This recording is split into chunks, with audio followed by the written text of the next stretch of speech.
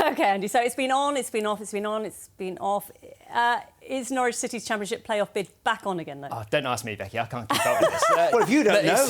I mean, let's be honest. It's still looking like a long shot, but they've certainly got themselves back in the conversation. We can put it that way.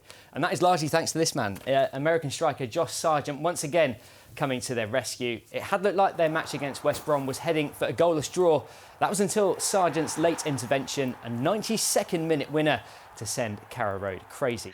Well, Andy Ward is at the team's football ground, Carrow Road. Andy, that rant still makes me laugh, but it's the end of an era, isn't it? But something of a surprise for Norwich City.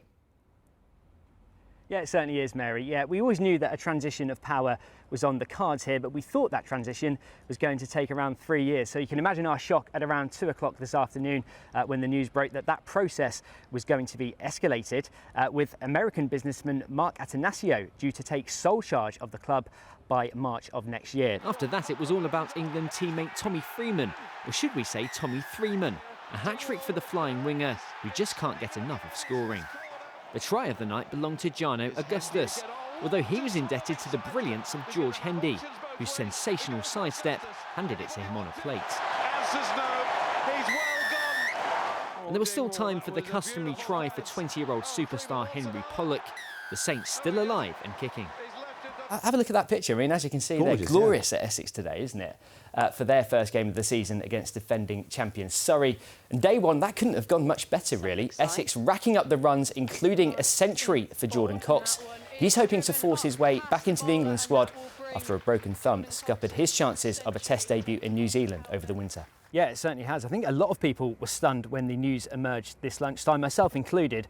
And that's because Johannes Hoff-Torp, he was meant to be the long-term option for Norwich City. This was the man who was going to bring back attractive football to Carrow Road and also develop young talent. But for whatever reason, results have really nosedived in recent weeks. So much so that since the beginning of March, no team in the Championship has picked up fewer points than Norwich City. And that is why the club feel they've been left with no choice, really, but to make a change. Yeah, just picture the scene. You're one of 26,000 fans attending this match tomorrow. You might have just had your pre-match pints, you've gone through the turnstiles, and then you make the walk down to take your seats. And after the coin toss, instead of taking part in a minute's silence, you're asked to take part in a minute unsilenced. And what that means is that fans are being urged to turn to the person beside them and just get a conversation going. So you might ask them how their week's been, how the kids are at home, just anything to get people talking about their mental health. And we're getting towards the business end of the football season, with Luton Town desperate to avoid a second successive relegation.